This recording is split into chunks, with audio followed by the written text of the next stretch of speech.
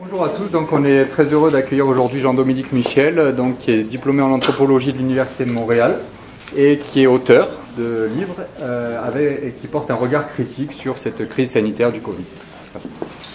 Merci beaucoup, merci pour cette invitation. Je suis évidemment très honoré d'être avec vous aujourd'hui. Je l'ai écrit.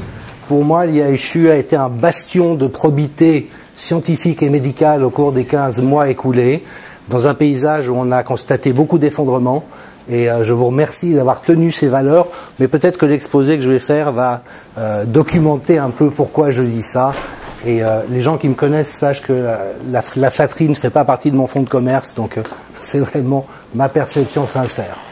C'est vrai que la situation qu'on vit, elle est complètement extraordinaire. Qui, au mois de décembre 2019, aurait pu imaginer qu'il se serait produit tout ce qui s'est produit depuis? Et puis pour tous les connaisseurs du domaine comme vous et moi, on a vu un ensemble d'anomalies dans les réponses sanitaires, dans la manière d'aborder la question, dans la manière de la mesurer, dans la manière de la communiquer.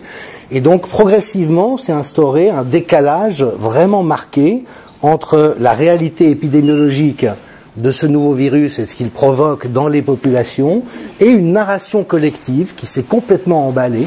Alors effectivement, il y a certains concepts comme l'hyper-réalité qui peuvent être mobilisés avec profit, mais c'est là où peut-être le regard de l'anthropologie a quelque chose de spécifique à aborder, puisque l'anthropologie, c'est l'étude de l'espèce humaine, vaste projet, me dit-on souvent, et notamment ses modes d'organisation, mais aussi ses systèmes de pensée, et comment il y a une interaction entre différents niveaux de la culture.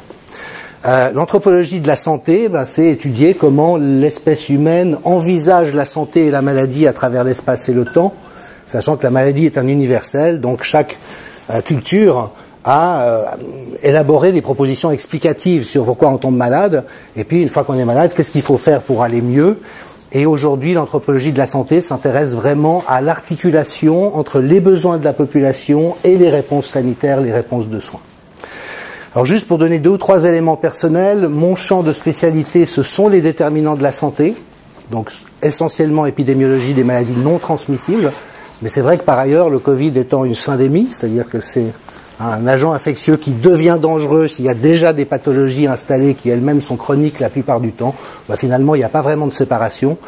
Et je suis également un spécialiste des processus de rétablissement, de salutogenèse, et avec un regard très affûté, ça a été la recherche de ma vie, dans l'évaluation de la manière dont les réponses de soins sont plutôt salutogènes, c'est-à-dire qu'elles aident les gens à aller mieux. Au contraire, pour un ensemble de raisons, d'interférences, elles tendent à disqualifier les gens ou les enfoncer. Et malheureusement, il y a beaucoup d'institutions de nos jours qui sont devenues passablement salutogènes. Et c'est pour ça qu'il faut vraiment rappeler ce point de départ. Nous sommes dans une singularité. Il n'y a jamais rien eu d'équivalent dans l'histoire de l'espèce humaine. Michel Serres, le philosophe avec qui je me suis entretenu quelques mois avant sa mort, insistait sur le fait que nous n'étions pas dans une crise, c'était avant le Covid. Il disait, nous sommes dans un changement de monde. Il y a eu quelques seuils dans l'histoire de l'humanité, l'agriculture, la sédentarisation, l'invention de l'écriture, l'imprimerie, où tous les systèmes sociaux ont été bouleversés à courte échéance du fait d'une innovation ou d'un changement. Donc lui, il insistait qu'on était là-dedans. Et Edgar Morin, qui vient de fêter ses 100 printemps, qui a traversé plein de choses, résistance pendant la Deuxième Guerre, les 30 Glorieuses, la révolution sexuelle, le choc pétrolier, dit à l'âge vénérable qui est le sien qu'il n'a jamais vu une crise aussi multidimensionnelle et totale. Et c'est là justement où ça peut être intéressant de sortir juste des questions sanitaires, même si elles sont intéressantes, mais de le remettre en perspective. Donc j'avais d'abord envie de vous dire merci.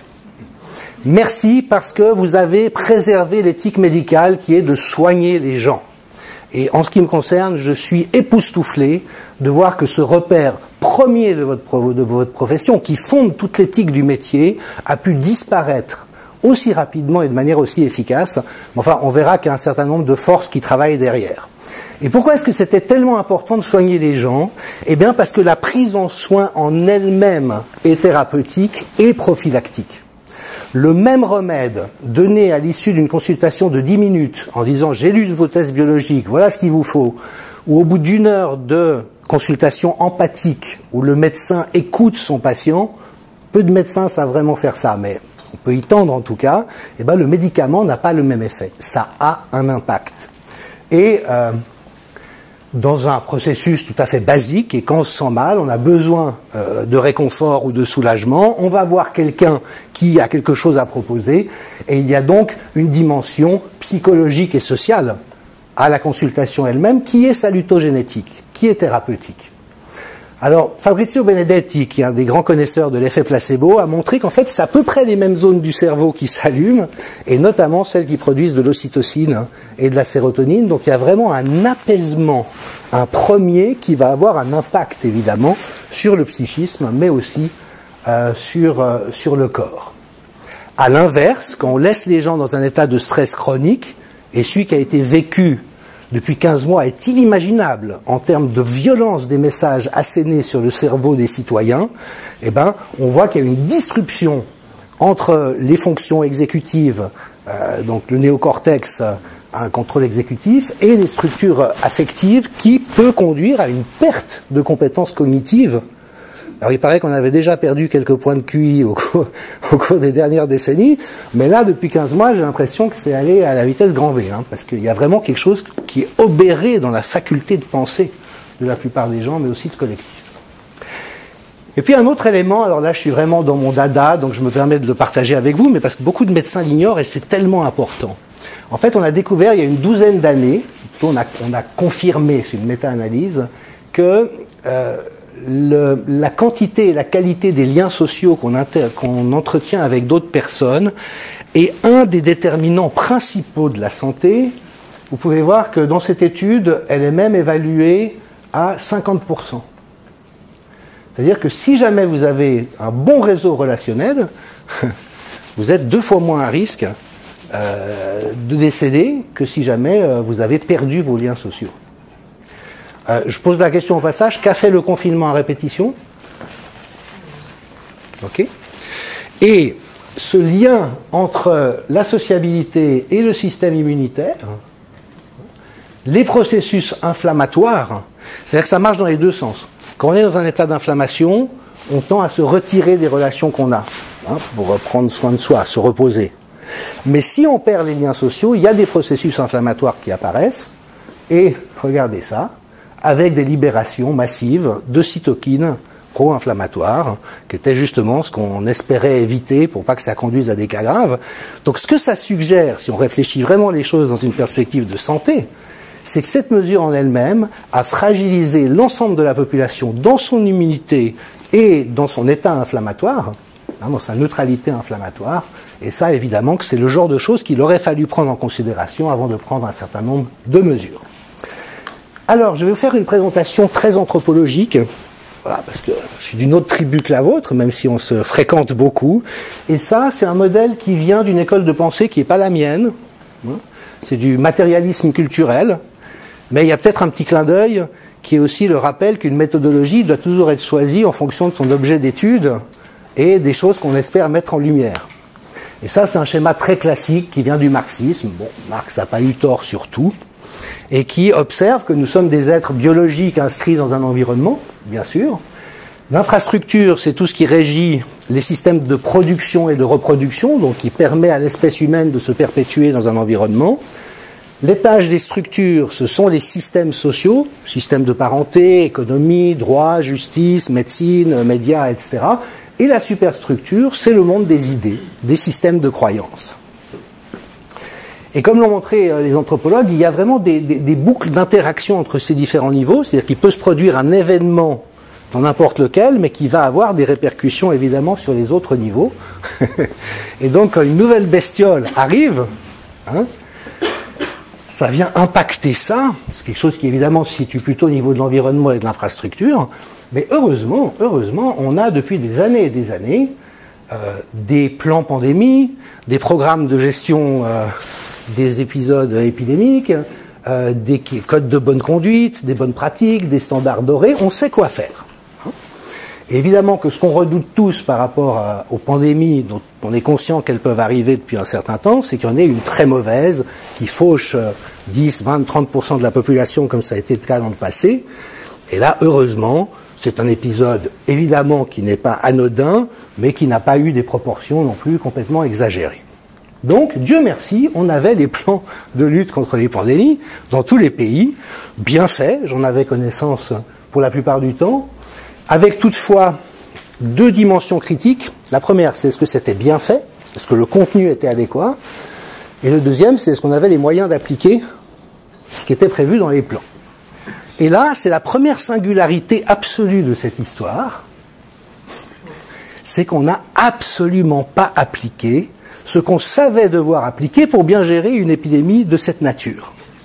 Donc c'est absolument fascinant. Vous avez le livre de Philippe Douste-Blazy qui avait créé un de ces plans juste après les années 2000, et puis l'inventaire de Christian Perron, qui a quand même présidé pendant plus de 6 ans la commission des maladies infectieuses de la Haute Autorité de Santé. Donc il était en charge de la réponse, et il dit mais tout ce qu'on avait prévu a été mis en échec. Et c'est d'une certaine manière également mon constat, malheureusement. Ça s'est accompagné, ça vous aura peut-être pas échappé, d'une attaque systématique des meilleurs experts. C'est sidérant. Depuis 15 mois, j'ai entendu que John Ioannidis était un charlot, que Didier Raoult était un charlatan, que Christian Perron ne savait pas de quoi il parlait, nos 3 épidémiologistes de Oxford, Harvard et Stanford en haut, qui sont à l'origine de la déclaration du Great Barrington, ils n'ont rien compris.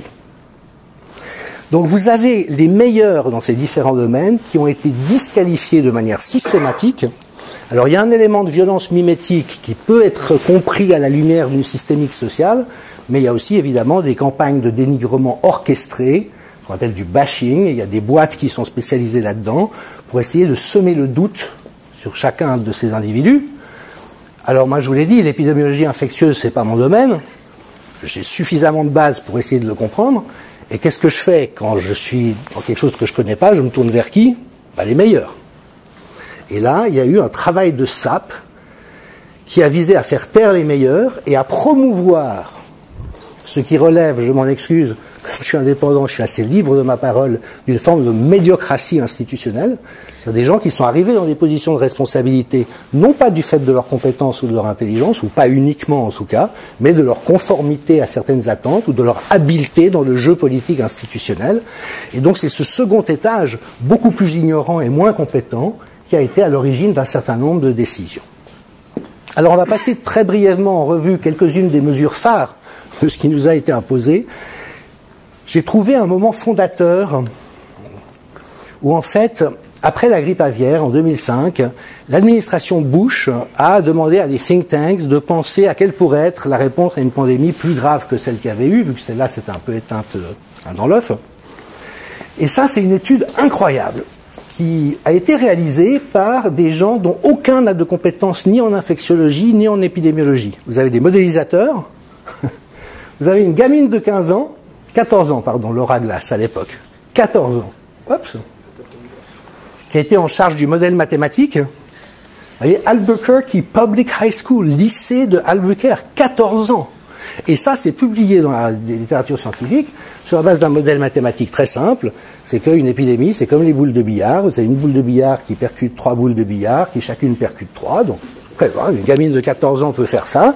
Puis elle s'est dit, si on ferme les écoles et les commerces, qu'est-ce qui se passe? Et donc, recommandation, il faut procéder à un lockdown. J'ai pas trouvé de traces plus anciennes que ça dans l'histoire récente. Et ça provoque une réaction tout à fait intéressante de la part de gens qui, eux, s'y connaissent, notamment Donald Henderson, qui est crédité de l'éradication de la variole, qui en tout cas a joué un rôle important là-dedans, et qui, lui, dans la foulée, dit, mais attendez, on peut absolument pas dire des choses comme ça, il faut vraiment étudier l'effectivité et les conséquences adverses des mesures qu'on est susceptible de prendre pour qu'on ait une réponse de soins qui soit adéquate et intelligente. Et il termine son papier, c'est aussi publié en 2006, l'expérience a montré que les communautés confrontées à des épidémies réagissent mieux et avec moins d'anxiété lorsque le fonctionnement social normal de la communauté est le moins perturbé. Le moins perturbé. Et il ajoute qu'il faut une gouvernance forte pour rassurer et garantir que les services de soins médicaux sont fournis. Donc en prévention, en prophylaxie, en traitement précoce, en traitement intensif, à tous les stades. Et il conclut, regardez, c'est prophétique, en 2006, si l'un ou l'autre n'est pas optimal, une épidémie gérable peut se transformer en catastrophe. Voilà. Et de mon point de vue, c'est vraiment l'hypothèse, la seule hypothèse à laquelle je puisse arriver aujourd'hui, c'est que c'est exactement ce qui s'est produit. On a fait d'une épidémie qui était tout à fait gérable selon les standards habituels, quelque chose qui ressemble à une catastrophe. Alors si on se penche un petit peu sur la question du confinement, vous l'avez dit très vite, c'est une mesure moyenâgeuse, ça ne permet pas de ralentir ou juguler une épidémie, évidemment, sauf au tout début dans un territoire isolé. Donc si en Nouvelle-Zélande, dès qu'on a les premiers cas, on confine, ça peut éteindre l'épidémie, dès lors qu'on bloque les voyages. Mais ici, il semble, d'après les tests de prévalence en Italie, que le SARS-CoV-2 a circulé dès le mois de septembre 2019, on est en tout cas sûr pour la France octobre. Entre octobre et fin février, il n'y a pas de pandémie style grippe de Hong Kong, dont je me souvienne. Qu'est-ce qui fait qu'un virus aussi contagieux qui circule ne provoque pas de dégâts à ce moment-là? Une hypothèse, mais vous me corrigerez, c'est peut-être qu'on a soigné les gens pour des pneumopathies et donc avec des macrolides ou de l'azithromycine, je ne sais pas. Mais toujours est-il que, voilà, on sait qu'une fois que ça a circulé, pourquoi c'est à éviter à tout prix? Parce que ça n'a aucun impact sur la circulation de l'épidémie. Par contre, et c'est Peter Gotche à la fin du mois de mars qui m'a mis sur cette piste, il m'a dit mais va regarder les recherches de Peter Ahabi en Guinée-Bissau autour de la rougeole, qui sont très connues, on a confiné, qu'est-ce qu'on a vu? Que ça a fait créer une surmortalité, parce qu'une personne infectée qui est confinée à demeure avec son entourage, surinfecte l'entourage en question, pour lequel le taux de mortalité est 4 fois plus élevé que le primo-infecté. Donc c'est vraiment le truc à ne pas faire. Je veux dire. En fait, ce qu'on a fait dès lors que le virus avait beaucoup circulé, c'est une multitude de micro-clusters hyper dangereux qui précisément vont déclencher des formes graves. Donc si ça c'est une bonne réponse sanitaire, il faudra m'expliquer un peu. Et donc, on a une séquence, que vous avez été aux premières loges pour la mettre en lumière. On a contraint les gens à l'isolement, la peur et l'anxiété, défaut de soins, immunité fragilisée, état inflammatoire qui de toute manière n'est pas très heureux dans ce genre de cas. Vous avez identifié le fait qu'il y avait dans les risques, dans les cas d'aggravation, une hypoxie heureuse qui s'installait et qui évidemment donnait une fenêtre de détection. Donc j'ai eu le cas récemment à Genève, le papa d'une amie âgée a commencé à se sentir mal, il a été acheter un hygromètre de pouls, quand il a vu que ça descendait à 92-90, il a fait venir le médecin d'urgence, hospitalisé, sous oxygène, il est ressorti 4 jours plus tard. Et passant à côté de ça, qu'est-ce qu'on a eu? Des hospitalisations tardives, c'était trop tard. Et l'essentiel de la mortalité en mars-avril, c'était dans les heures ou les jours qui suivaient l'hospitalisation, c'était trop tard. Pronostic compromis, explosion du nombre de cas graves, engorgement des hôpitaux, vous mettez la loupe de la presse là-dessus, vous avez une catastrophe planétaire, et à ce moment-là, il y a un emballement, parce qu'on bascule dans cette autre réalité, qui n'est pas la perception réaliste des choses, mais un fantasme, pour lequel nous avons évidemment des traces mnésiques ancestrales. Et d'ailleurs, un ministre ou un député français, au courant de l'été, a osé comparer le Covid à la peste noire. Antoine Flahault a osé comparer ça à Ebola, pour les personnes âgées. Donc, vous voyez, ces fantasmes, ils sont là, évidemment qu'ils nous tiennent au cœur, parce que, au corps, vu que notre survie est tellement importante, et ils peuvent s'enflammer. Donc, il y a eu vraiment une destructivité du confinement, ça a été révélé très vite par les gens qui s'y connaissent. Voilà, donc là, je ne vais pas détailler ces différents étages en particulier, si ce n'est dire, par exemple, on a généré une pathogénie. La pratique modérée d'un sport permet de réduire de 2,5 fois le risque de faire des cas graves. Donc quand on confine les gens en fermant les fitness et les centres de sport, bravo les mecs, c'est encore une bonne mesure. Et puis surtout, ça crée une dévastation économique et sociale qui est juste apocalyptique. On ne se rend pas compte des conséquences qu'il va y avoir sur la durée. Et ça, alors c'est plus proche de mon domaine d'expertise, explosion des troubles psychiques. Et j'en suis d'autant plus malheureux que dès le mois d'avril de l'an passé, j'ai dit aux autorités de mon pays, mais soyons prudents, bien sûr, mais surtout évitons de générer une psychose qui va créer des conséquences encore plus dommageables. Et là, au bout de 15 mois, on voit qu'il y a une explosion des troubles psychiques. Les services de psychiatrie sont submergés, des suicides qui flambent, et à l'apparition de suicides d'enfants qui, pour moi, alors ça c'est c'est la barrière, quoi, où on a vraiment basculé dans la barbarie de ne pas avoir anticipé ça. Et vous avez peut-être vu ces reportages de services de pédopsychiatrie à Sainte-Anne, je crois, où une enfant de 10 ans dit dans ce monde-là, moi j'ai plus envie de vivre. Et vous savez quoi? Le pire, c'est que de mon point de vue, elle a en partie raison. Quand un monde devient aussi fou et maltraitant, je trouve qu'il est légitime qu'une gamine de 10 ans se pose la question de savoir si ça vaut la peine de vivre là-dedans. Il ne faut surtout pas pathologiser cette question-là, bien sûr qu'il faut l'accompagner, prendre soin d'elle. Mais le pire, c'est que c'est logique. Voilà. Et puis tout ça dans une tonalité d'arbitraire, de brutalité, de violation crasse de l'éthique et des bonnes pratiques en santé. Alors il ne suffit pas de le dire, il faut le documenter, parce que ce sont des mots assez forts. Et on sait maintenant qu'il est apparu un discours que mon éminent confrère Laurent Micheli appelle la doxa du Covid. C'est un discours parallèle qui n'a rien à voir avec la réalité des faits, qui les distord de manière systématique, mais qui est extrêmement convaincant, notamment du fait qu'il paraît logique. Vous savez qu'on dit qu'il y a pas mal de vérités qui sont contre-intuitives, ben, il y a beaucoup de mensonges qui sont intuitifs. Et donc la doxa du Covid, c'est quoi? C'est 4 idées simples, dont chacune est fausse. La première, c'est qu'on a vécu une pandémie gravissime qui a fait que chacun d'entre nous était en danger. C'est faux. En dessous de 65 ans, le risque de mortalité n'a pas varié par rapport aux années précédentes. Et la surmortalité numérique qu'on a observée est due essentiellement à la pyramide des âges. On a eu 30% de personnes de 90 ans et plus, en plus, dans les 10 années écoulées. Donc c'est clair que si vous avez 300 000 personnes âgées de 90 ans et plus, et puis qu'il y a 100 000 morts attribuées à quelque chose, bah, il peut y avoir éventuellement un lien, et quand on lisse les choses, comme Vincent Pavant l'a magnifiquement fait, bah, on voit que c'est totalement une distorsion. Deuxième élément, il n'y a pas de traitement précoce efficace, donc j'aurais pas besoin de vous dire qu'on sera d'accord sur le fait que c'est complètement faux. Les mesures de contrainte sont nécessaires et incontournables? Ben non. Et ce qui est intéressant, c'est que même quand les meilleurs experts au monde le disent, on ne les écoute pas. Et finalement, alors vous savez que la Suisse est le paradis des laboratoires pharmaceutiques, mais notre ministre de la Santé a dit en mars 2020, notre seul espoir c'est qu'il y ait un vaccin. En mars 2020.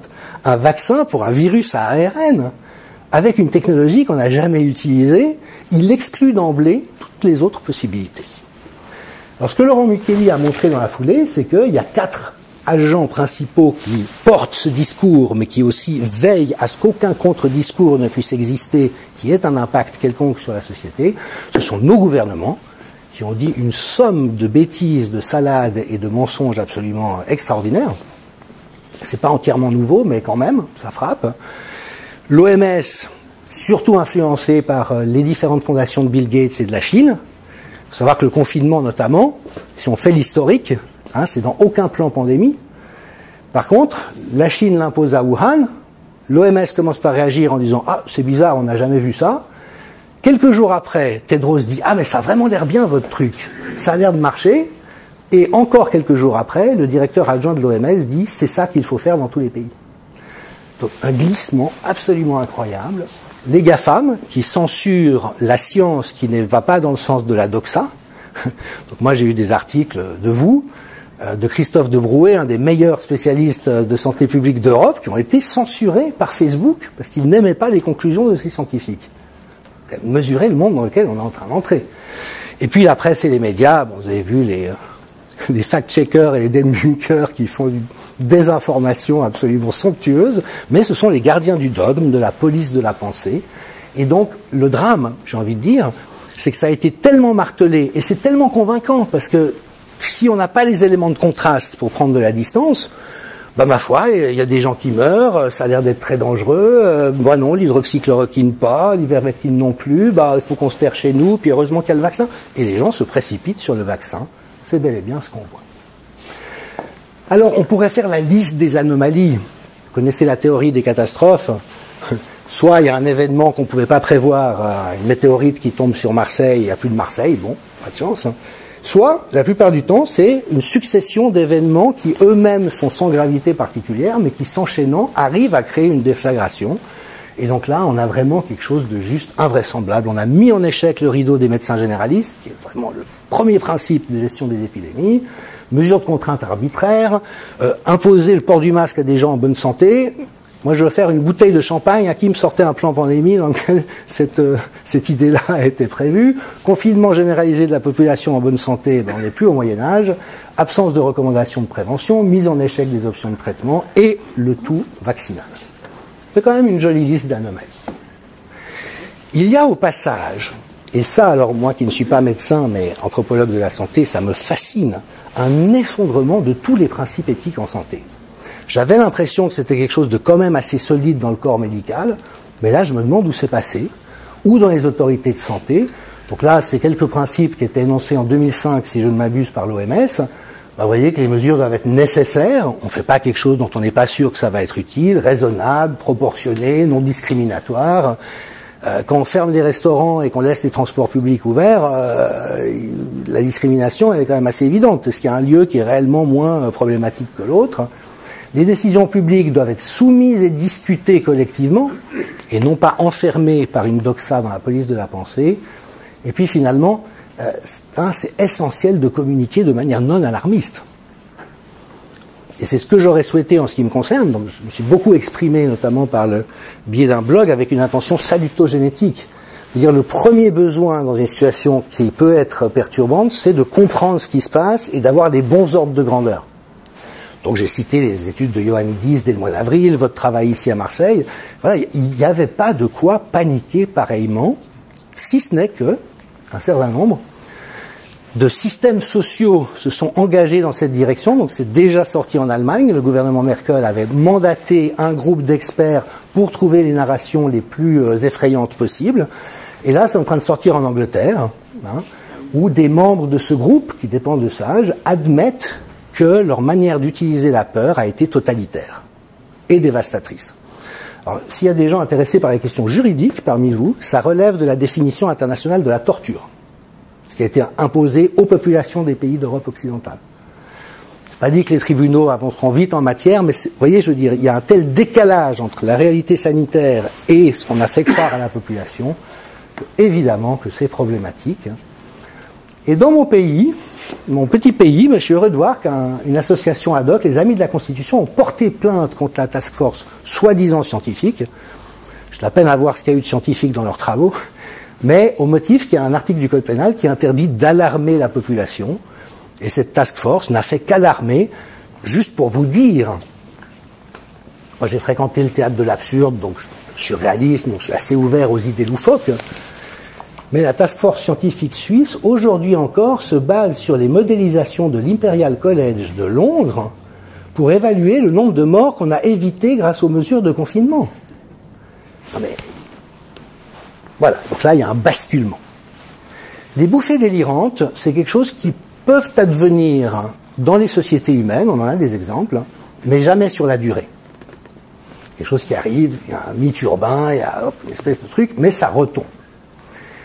Et donc, on va questionner un glissement qui me semble extrêmement problématique, qui est que la science, ou plutôt la pseudo-science, est devenue une sorte de religion, avec une dogmatique, avec un clergé, avec une cardinalice, avec des gardiens du dogme, et d'une manière vraiment qui implique un certain fétichisme, mais conduit aussi, et c'est tout le drame, cette pseudo-science à disqualifier la vraie science. Donc on est dans ces renversements systématiques. Vous voyez, c'est des gens qui font n'importe quoi et qui maîtrisent mal leur domaine et qui vont venir expliquer que c'est vous qui faites n'importe quoi et qui maîtrisez mal votre domaine.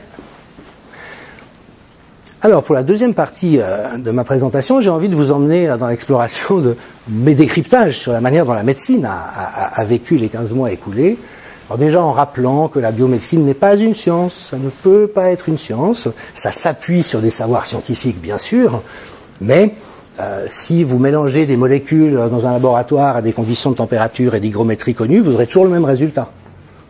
Les gens qui font de l'hydroxychloroquine, ils ne trouvent pas une fois du pastis, une fois du pain, une fois de l'hydroxychloroquine. Quand vous donnez un traitement à un patient, vous n'avez aucun moyen de savoir ce qui va se passer. Aucun. Vous pouvez avoir des ordres de connaissances statistiques. Pour 65% des gens, ça fait ci ou ça. La médecine individualisée cherche à aller de plus en plus loin dans le fait de pouvoir anticiper certains effets. Mais donc, ce n'est pas une science, c'est une praxis qui s'enracine en quelque sorte sur deux jambes, et c'est la tension paradigmatique entre l'empirisme, le travail de terrain, l'observation des données, et la dimension statistique, qui a été amené en grande partie, ou plutôt renforcé par l'evidence-based medicine, mais qui aujourd'hui passe plutôt du côté du big data, avec un risque majeur, c'est que le big data est complètement découplé de la réalité. Donc là, on est précisément dans une autre réalité, dans un univers parallèle. Alors parfois, ça peut tomber juste, mais le risque d'erreur est quand même assez maximal. Donc la jolie citation de Canguilhem, la médecine est un art au carrefour de plusieurs sciences. Alors il y a eu un débat, ça vous aura pas échappé, quand vous avez produit la première étude qui montrait une réduction de la charge virale en 5 jours, observationnelle. Moi je me suis réjoui, j'ai fait un blog enthousiaste, je dis, voilà, on a tous peur, il apparaît qu'il y a un remède prometteur, bonne nouvelle. Et puis je dois dire que, à mon âge, je suis plus surpris par grand chose, mais des fois ça m'arrive. Et là quand même, ça m'a surpris de voir la levée de bouclier instantanément qui s'est produite, et notamment en invoquant le prétexte que vous voyez là. Oui, mais ça vaut rien. Raoult, il fait de la science comme au XXe siècle, mais aujourd'hui c'est l'evidence-based, et si c'est pas evidence-based, eh ben désolé, on peut pas accepter ça. Et les gens qui ont tenu ce genre de discours sont pas des pives. Vous avez Axel Kahn, qui l'a dit et répété, vous avez Anthony Fauci aux États-Unis qui a répondu ça à une audition du Congrès américain. S'il n'y a pas d'études randomisées en double aveugle, ça ne vaut rien. L'IHU s'est défendu en disant pas du tout, renseignez-vous. Alors moi c'est ce que je fais quand je ne sais pas.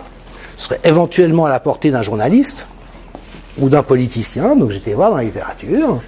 Revue Cochrane de 2014, c'est le meilleur standard d'évaluation parce que c'est un regroupement qui s'est fait précisément pour soustraire la recherche médicale à l'influence des labos pharmaceutiques, donc tout vérifier derrière, et on voit effectivement qu'ils arrivent de manière très claire qu'il n'y a pas de preuves indiquant des différences significatives au niveau de l'estimation. Puis si on creuse un peu, on trouve de très jolies choses. C'est que même les essais randomisés tendent à systématiquement produire des biais. Le taux de biais est plus élevé que dans d'autres recherches. Et en l'occurrence, cette conclusion, le chercheur en question y arrive en ayant évalué les 10 études randomisées en double aveugle les plus citées dans la littérature. Donc le top of the pop de l'evidence base, quand vous creusez, en fait, c'est bourré de biais. C'est relativement peu fiable comme conclusion. Évidemment que si c'est financé par l'industrie, devinez quoi, le taux d'imprécision augmente. Il y a une forte probabilité qu'il y ait des divergences dans les résultats du fait du financement. Les conflits d'intérêts. Et là, n'importe quel conflit d'intérêts influence de manière significative les résultats qui vont être publiés. Et en conclusion, alors l'evidence-based, moi je ne suis pas contre, parce que j'ai notamment fait des recherches en neuropsychologie sur l'impact sur la santé des pratiques comme la mindfulness, la pleine conscience. C'est typiquement le genre de question où il n'y a à peu près que l'evidence-based pour faire émerger quelque chose. Pourquoi ? Parce que c'est un effet modéré, mais systématique, et si vous n'avez pas cette méthodologie, c'est très très difficile d'arriver à une conclusion. Par contre, une méthodologie, c'est un chemin. Une méthode, c'est chemin en grec. Donc, ça dépend de l'objet de recherche.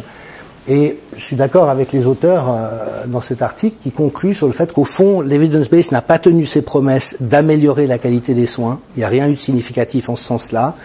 Et puis, c'est une méthode qui est particulièrement problématique. Pourquoi ? Parce qu'elle permet toutes sortes de falsifications et de camouflage des falsifications. Donc c'est vraiment la méthode royale pour soit, avec les protocoles de recherche, définir à l'avance ce que vous trouverez, soit une fois que vous avez récolté des données, mettre en avant ce que vous avez envie de mettre en avant. Donc bon, ça, sur le plan de la scientificité absolue, comme dirait quelqu'un, j'ai des doutes. Alors, pourquoi des gens comme Axel Kahn et Anthony Fauci ont-ils dit ça ? Deux choses l'une. Soit ils savent pas, mais ça questionne le fait que ce sont des experts, soit ils savent, et ça pose une question. Comment se fait-il que des données fausses soient mises en avant comme ça ? Alors pour moi qui travaille ces questions depuis 20 ans, ça n'a été qu'une triste confirmation, mais la plupart des gens l'ignorent.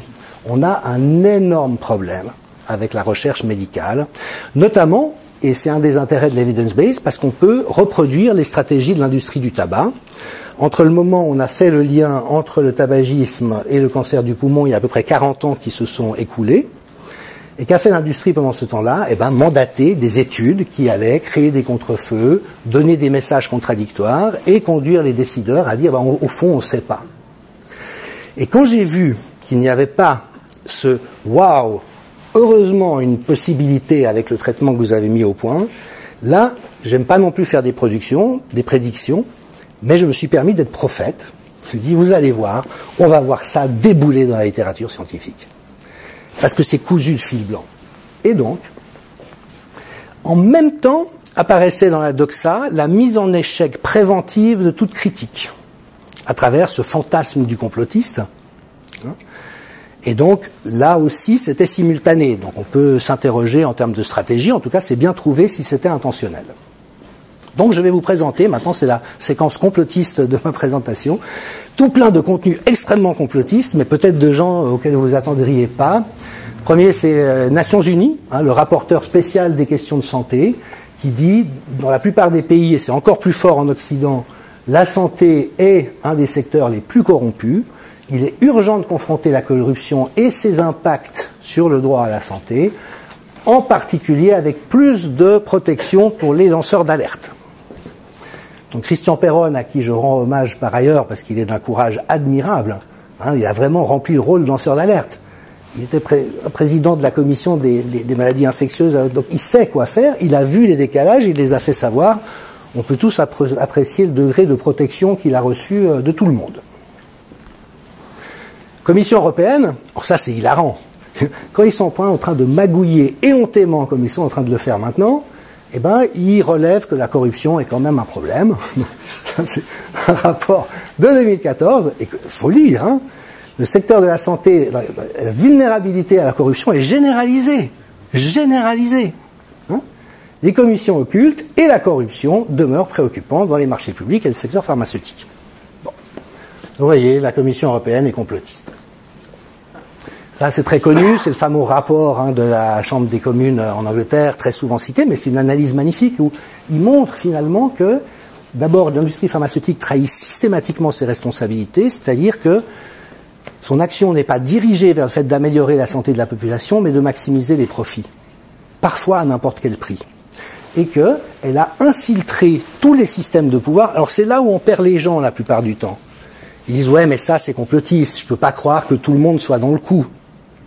Eh bien si, c'est systémiquement comme ça, depuis au moins une quinzaine d'années, elle est hors de tout contrôle, elle s'infiltre à tous les niveaux. Donc on le voit par exemple en France avec l'Agence de sécurité du médicament, qui a changé de nom un certain nombre de fois à chaque scandale, j'ai envie de dire. Et puis on sait que 60%, c'était l'évaluation de Thierry Soucard en 2010, des gens qui travaillent là-dedans ont des liens directs avec l'industrie. Qu'est-ce que vous voulez que je dise ? Mon ancienne présidente, Trude Dreyfus, une femme magnifique, merveilleuse, qui a été ministre de la Santé, qu'est-ce qu'elle dit ? Lorsque j'étais en charge de la santé, je devais signer d'une main avec les pharmas, tandis que l'autre était attaché dans mon dos. Bonjour la démocratie. Ancienne ministre de la Santé d'Équateur, corruption est systématiquement embedded.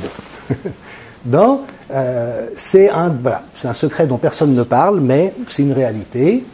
Les témoignages des anciens rédacteurs en chef, le New England Journal of Medicine s'est caractérisé de nouveau par une série d'inconduites scientifiques, mais ce qu'ils ont fait ces derniers mois, mais il faut oser, je veux dire, quand on est une revue de prestige et de référence, publier des papiers aussi bidouillés, falsifiés, voire frauduleux, faut pas manquer d'air. Et ben en 2002, le rédacteur en chef disant, je pense que c'est honteux à quel point on est au service de l'industrie. Marcia Angel, au bout de 20 ans de rédactrice en chef du même journal, il dit, il n'est plus possible de croire une grande partie des recherches cliniques, ni de se fier aux directives médicales faisant autorité. Voilà. La rédactrice en chef qui dit ça, elle dit, je ne suis pas venu de plaisir à cette conclusion, mais je ne peux pas arriver à aucune autre. Richard Horton, rédacteur en chef du Lancet, qui a publié l'étude MERA, dit en 2015, on a basculé du côté obscur, oui, ça n'empêche pas les rechutes. Et puis Richard Smith, ancien rédacteur en chef du British Medical Journal, qui dit en 2005, et vous verrez que ça a une certaine importance par rapport au pseudo-vaccin, disant que en fait, voilà, les revues sont des extensions marketing des compagnies pharmaceutiques, mais leur but n'est pas de publier de la science qui tienne la route. il insiste, ça s'est répertorié dans un autre article, que most of what is published is plain wrong or nonsense. Voilà, ça c'est la réalité du terrain aujourd'hui. Alors c'est compliqué. Évidemment que l'immense majorité des chercheurs ne sont pas malhonnêtes. Évidemment qu'il y a aussi de la science de qualité qui se publie dans les revues, y compris les meilleures. Mais ce qui pose problème, c'est que vous ne savez pas, si vous n'avez pas des compétences de lecture et de compréhension, si vous allez tomber sur un truc complètement pourri et frauduleux, ou sur quelque chose de remarquablement bien fait. Et comme les journalistes n'ont plus cette compétence, ben évidemment que ça pose problème. Pour celles et ceux qui auraient envie de creuser, le centre d'éthique de l'université de Harvard, SAFRA, a fait des recherches mais remarquables pendant 3 ans sur ce sujet. Ils ont tout mis en lumière. Hein. Bon, vraiment, c'est extrêmement bien documenté. Et ils insistent sur le fait que c'est pas de la corruption systématique. Ça veut pas dire que chaque personne dans les institutions est corrompue à titre individuel. C'est que l'entier du système est configuré pour privilégier les intérêts économiques au détriment de la santé de la population, et ça corrompt toutes les dimensions de la médecine. Donc désolé du diagnostic, mais la médecine est très malade. Elle est très très malade aujourd'hui, et c'est là où je me suis permis un compliment en entrée, parce que pour moi vous avez été les gardiens de la rigueur et de l'éthique par rapport à ce monde-là, dont on savait tous qu'il était déjà distordu, mais évidemment dans des proportions qui sont aujourd'hui assez apocalyptiques à vrai dire. Donc, il y a l'influence des médecins, pour pas qu'ils se rendent compte, surtout qui composent avec leur conscience dans le fait de savoir que ce qu'ils font n'est pas tout à fait OK, mais sans avoir l'impression de faire des choses problématiques. Évidemment, ce mythe qu'il y a des remèdes sûrs et efficaces. Et puis, même la définition, notamment des manuels diagnostiques, c'est très fort en psychiatrie, où on crée des maladies parce qu'on a des remèdes à disposition. Voilà.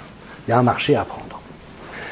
Alors, tout ça, c'est très problématique, et Peter Gotche, qui vient de se faire virer, il y a 1 année et demie, de la revue Cochrane, qui malheureusement a cet espace d'indépendance intellectuelle, mais qui est en train d'être rattrapé par la corruption, lui a écrit un livre en 2014, il n'y va pas de main morte, mais il connaît son sujet, lisez-le si vous ne l'avez pas lu, c'est juste très impressionnant, où il dit que ça va même plus loin, c'est-à-dire que c'est pas juste des malfactures systématiques, c'est un système, c'est en fait une économie criminelle. C'est criminologique. Et il parle littéralement du mépris moralement répugnant pour la vie humaine de l'industrie pharmaceutique. C'est-à-dire que quand des boîtes mettent sur le marché un médicament dont ils taisent des effets indésirables, dont ils savent que ça va tuer des dizaines de milliers de personnes, mais que ça permet d'engranger des bénéfices monstrueux, on n'est plus dans quelque chose de léger. On est dans du crime organisé. Et le calcul de l'industrie, c'est si ça permet de faire rentrer 12 milliards de dollars et qu'on paye 1 milliard d'amendes, ça en laisse 11 dans la caisse. Et ce livre, de nouveau, il a été primé par l'association médicale britannique en 2014. Et Richard Smith, toujours lui, dit effectivement, il est effrayant de voir le nombre de liens qu'il y a entre cette industrie qui a basculé dans ce versant criminel et les pratiques habituelles de la mafia. C'est exactement les mêmes principes. Là, alors les Américains, ils sont amusants parce que c'est pas les derniers de la classe en termes de magouille, mais dans la culture anglo-saxonne, on aime bien la transparence. Donc, ils font des magnifiques tableaux où vous voyez toutes les condamnations depuis l'an 2000 des différentes firmes pharmaceutiques aux États-Unis, au civil et au pénal, le montant des amendes et le nombre de cas. Vous voyez Pfizer. Alors tout le monde fait confiance à Pfizer actuellement qui publie des études sans donner accès aux données. Eh bien, ils ont été condamnés à 71 reprises en 20 ans pour un total de 4 milliards 660 millions d'amendes, mais en ayant incorporé ça dans le business model. Comme vous payez votre loyer, vous le mettez dans le business model, eux, ils mettent les amendes qu'ils vont payer dans le business model. Voilà. Donc, vous voyez, c'est juste estomacant. Hein, on a 944 procédures en 20 ans, avec 56 milliards de dollars d'amendes. Voilà. Alors pour moi qui connais bien ces questions, ce qui évidemment est extraordinaire, c'est que par beau temps, tout le monde dit oui, c'est vrai, il y a quand même un petit problème. Puis dès qu'il y a l'occasion de faire un maximum de blé, alors c'est l'omerta. Et si vous le dites, vous êtes un complotiste. Il va falloir que les gens redescendent sur Terre à un moment donné. Une des conséquences, c'est que les erreurs médicales ou la conséquence des mauvaises prescriptions deviennent un problème de santé majeur. Et puis, vous savez comme moi que le British Medical Journal a essayé de tirer la sonnette d'alarme, tout récemment en disant que On est en train de réprimer la science, de supprimer la vraie science, d'où les attaques. Et lorsque la bonne science est supprimée, les gens meurent. Voilà, ça c'est le réel. Évidemment, ça n'a pas été relayé dans aucun média mainstream. Alors, quelques joyeusetés récentes, ça vous rappellera peut-être un souvenir. Et en ce qui me concerne, le scandale, il n'est pas tellement que ça ait eu lieu, parce que des escrocs cherchent à escroquer, ma foi, c'est dans la nature des choses. Mais il y a quand même deux questions qui se posent. C'est comment est-ce que le Lancet a accepté un torchon pareil? Je veux dire, en 10 minutes, ça m'arrive de me vanter aussi un peu par moment, je suis désolé, mais 2 jours plus tard, j'ai sorti ça. 2 jours plus tard. Ils se sont mis dans le sale drap, c'est juste indéfendable comme étude. Okay, mais comment est-ce que Lancet a pu l'accepter? Qui a fait le peer reviewing? D'où est-ce que ça sort? Et deuxième scandale, pourquoi est-ce que les conséquences que ça a déclenchées, et la seule hypothèse probable, c'est que l'OMS et votre ministre de la Santé n'attendaient que ça. Ils se sont précipités, sans même réfléchir. Ah, c'est bon, on y va. Mais une fois que ça a été dénoncé comme étant frauduleux, pourquoi ne sont-ils pas revenus en arrière? Pourquoi est-ce que c'est resté à l'identique? Et là, ça a été ma deuxième surprise. Il n'y en a pas d'autres. J'ai vu, là quand même, ils se sont tirés une balle dans le pied, ça va donner de l'air. Eh ben pas du tout. Voilà. Et ça, c'est Radio-Télévision Suisse, début juin. La chloroquine est abandonnée par l'OMS, c'est un des aveux, on a cru à quelque chose qui n'existait pas. La vice-présidente de la task force, qui soi-disant est éthicienne, mais si c'est ça l'éthique, faut que je devienne astronaute, qui dit, voilà, on avait envie d'y croire, mais en fait non. Je veux dire, le 5 juin. Bon. Feneur ramassé en pavant, la fraude aujourd'hui, elle est partout. Elle est partout, c'est impressionnant. Ça, c'est un papier qui a été publié dans Science par Arnaud Fontanet et Cauchemet, donc Conseil scientifique français, accepté en 3 semaines, normalement c'est 6 mois le processus de révision, et qui, alors il faut se lever de bonne heure pour choper Vincent Pavant sur des questions de méthodologie, c'est frauduleux. C'est frauduleux. Les équations sont fausses, et les courbes qui sont montrées ne correspondent pas aux données. Et c'est à l'appui de trucs pareils que le gouvernement prend la décision de confiner la France. We have a problem. Étude Pfizer, je n'ai pas le temps d'entrer dans les détails, mais là encore, aïe. On est dans un make-believe, il faut faire confiance, les données sont solides, 95% de taux d'efficacité. Moi, j'ai parcouru la première de Pollack dans le New England avec Alexandra Henrion-Caude et un médecin-chercheur qui veut rester anonyme pour pas subir le sort qu'on subit quand on n'est pas. Eh ben, déjà, ils ont changé le protocole de recherche. S'ils étaient restés au protocole initial, ça serait 70% d'efficacité relative. Et comme Doshi l'a montré, si on ramène des cohortes qui ont été exclues pour des raisons douteuses, on tombe à 19 ou 29% d'efficacité relative. De toute manière, le problème n'est pas là. Quand Richard Smith avait fait cet article, je l'ai déjà montré il nommait toutes les manières de tirer profit de manière malhonnête des différentes publications.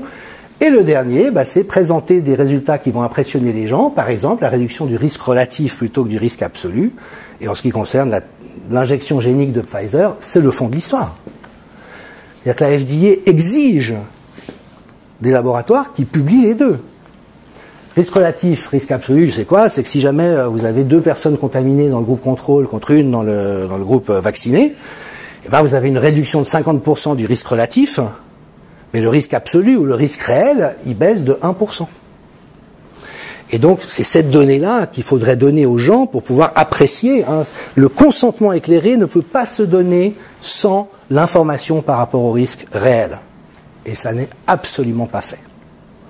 Donc ça veut dire qu'on est en train de convaincre, de persuader, avec là encore tout un travail de propagande, la population d'accepter cette expérimentation sur la base de compréhensions qui sont fragmentaires, ce qui évidemment est totalement contraire aux droits de la santé. Ça c'est mon ministre de la Santé, mois de décembre, le vaccin est sûr et efficace. Je ne sais pas vous, mais moi ça me fait peur. Ça me fait peur, on n'en sait rien. Je prie pour que ça soit vrai. Mais vous savez qu'on a retiré en catastrophe le vaccin contre la dengue, contre un virus à ARN, qui avait commencé à faire une hécatombe chez des enfants. On n'a absolument aucune idée de ce que cette injection génique va procurer, mais le ministre suisse de la Santé, lui, il vient. Pas de souci les gars, c'est sûr et efficace. Et là, j'en terminerai avec ça. On sent bien que c'est pas juste le fruit du hasard. Il y a un moment donné où c'est la somme d'un ensemble de malhonnêtetés qui, quoi, je sais pas, moi je suis pas dans la spéculation, je vous présente des données, mais David Colomb, qui est chercheur à Sciences Po, est un des grands connaisseurs de la propagande actuelle, et lui il dit qu'aujourd'hui en démocratie on vit d'ores et déjà dans un registre de propagande et de manipulation des opinions. Ça, je vous les liste en vrac, on va pas les lire une par une, mais c'est tout ce qu'il y a d'anormal et de problématique dans ce qu'on a vécu et qui fait qu'une épidémie gérable est devenue une catastrophe.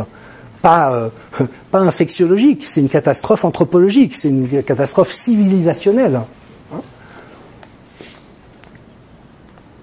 Et je vous recommande vivement la lecture de ce livre, hein, c'est vraiment pour moi la meilleure somme actuelle. C'est quoi les techniques de manipulation de masse dans le monde contemporain? Discréditer l'adversaire, vous savez quelque chose? Moi aussi. Il paraît que j'ai jamais rien fait de ma vie et que je ne sais pas de quoi je parle. J'espère que je vous en aurai convaincu. Prétendre servir l'intérêt général, primum non nocere, a dit Karine Lacombe sur un plateau télévision pour dire qu'il fallait pas donner de l'hydroxychloroquine. Hein. Primum non nocere. Mettre la science dans sa poche, c'est assez facile de l'acheter de nos jours. Donner l'impression d'avoir l'opinion de son côté, la vaste majorité des Français sont très très désireux de se faire vacciner. C'est pas un vaccin, d'ailleurs, faut quand même le rappeler. Faire peur aux consommateurs, bien sûr, faire diversion, gagner des experts décideurs à sa cause, d'où cette cohorte de gens qui défilent sur les plateaux télé, qui n'ont aucune compétence dans aucun des domaines importants, influencer les journalistes. Et là, quand vous avez toutes ces cordes de votre côté, ben vous êtes plutôt bien barré pour arriver à un monde qui nous inquiète, parce qu'on sent bien qu'il y a quelque chose qui pousse dans cette direction. Alors, de nouveau, moi je vous présente des données. Mais pour moi, c'est évident qu'il y a au moins 3 ordres de façonnement de la réalité qu'on voit. Le premier, c'est les laboratoires pharmaco-vaccinaux, ils savent comment se sucrer de manière éhontée dans une épidémie. Ils l'ont fait avec H1N1. C'était presque une répétition générale. Donc eux, c'est comme les enfants dans le magasin de bonbons. On y va. Bon. Deuxième, c'est les GAFAM, dont le rêve est de surveiller chacun d'entre nous de seconde en seconde, de savoir seconde par seconde où nous sommes et ce que nous faisons, de contrôler les accès à un différent nombre de choses. Et puis le troisième, c'est cet effondrement civilisationnel dans lequel on est. La technostructure est devenue tellement étouffante et malsaine. Alors Albert Jacquard nous en avait prévenu il y a une quarantaine d'années. Il avait dit on est en train de construire un monde dangereux parce qu'on promeut les plus conformes et les plus ambitieux. Et donc les ambitieux, ils marchent sur les autres pour arriver en haut, et les conformes, ils laissent faire pour surtout pas se mettre mal par rapport. Il y a vraiment aujourd'hui un effondrement des structures sociétales, qui est peut-être une bonne nouvelle au demeurant, et puis l'émergence du transhumanisme, mais qui est aussi le fruit d'une société. Et le transhumanisme, de manière très résumée, je m'en excuse, mais c'est quoi? C'est s'affranchir de notre état de créature. Il vise l'immortalité, il vise réformer la génétique humaine par les moyens technologiques, changer le climat. M. Gates, il veut envoyer des nuages dans l'espace pour freiner le réchauffement climatique. Donc on prend le pouvoir sur ce fantasme d'hubris qu'on connaît bien, mais qui nous fait perdre complètement notre verticalité. Et en fait, notre salut et notre santé, c'est d'être des créatures dans une création que nous n'avons pas créée, d'être soumis à la finitude, à la maladie, à la souffrance, et de trouver notre chemin en solidarité dans cette condition humaine difficile. Mais là, on est face... Alors moi, ça me fait penser au mauvais dans James Bond, vous savez. Toujours le mec qui veut prendre le pouvoir sur le monde entier et tout changer, mais c'est le méchant dans James Bond, il délire le type. Hein. Mais quelque part, on en est là. Et malheureusement, dans les réflexes de peur de nos concitoyens, moi je vois à la fois une absence d'immunité face à la manipulation, une espèce de croyance un peu innocente que finalement, a priori, ceux qui se décrivent comme les élites sont bien intentionnés à notre égard. Bon, pas tout à fait. Mais il y a aussi le fait d'avoir perdu des repères essentiels, comme qu'est-ce que c'est qu'une épidémie ? Que c'est normal de mourir à 87 ans d'une maladie infectieuse, qu'on va dans un EHPAD, non pas pour en ressortir guéri 3 ans après, mais pour y finir sa vie.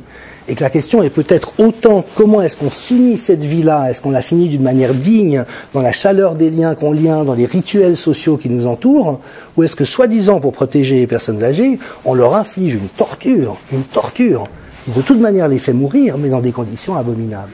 Et cette perte de repères, j'ai envie de dire, est ce qui m'inquiète le plus, avec le big data qui arrive. Donc voilà, la bonne nouvelle, c'est que le combat n'est pas perdu, mais nous avons vraiment des valeurs d'humanité. Et j'en terminerai avec ça, ce sera le dernier hommage que je vous fais. Mais quand vous avez dit, nous soignons ici les gens comme s'ils étaient des membres de nos familles, voilà. Tout est là. C'est quand il y a un double standard que les choses deviennent compliquées. Quand j'applique à l'autre autre chose que ce que je m'applique à moi-même et au mien, là, on est dans la dérive éthique. Donc voilà, merci de votre œuvre. J'espère que ces quelques informations, c'est évidemment, quand c'est condensé comme ça, un peu dense, mais vous auront éclairé. Et je terminerai avec une citation d'Albert Camus. La seule façon de lutter contre la peste, c'est l'honnêteté. C'est de ce dont nous avons le plus besoin. Je vous remercie.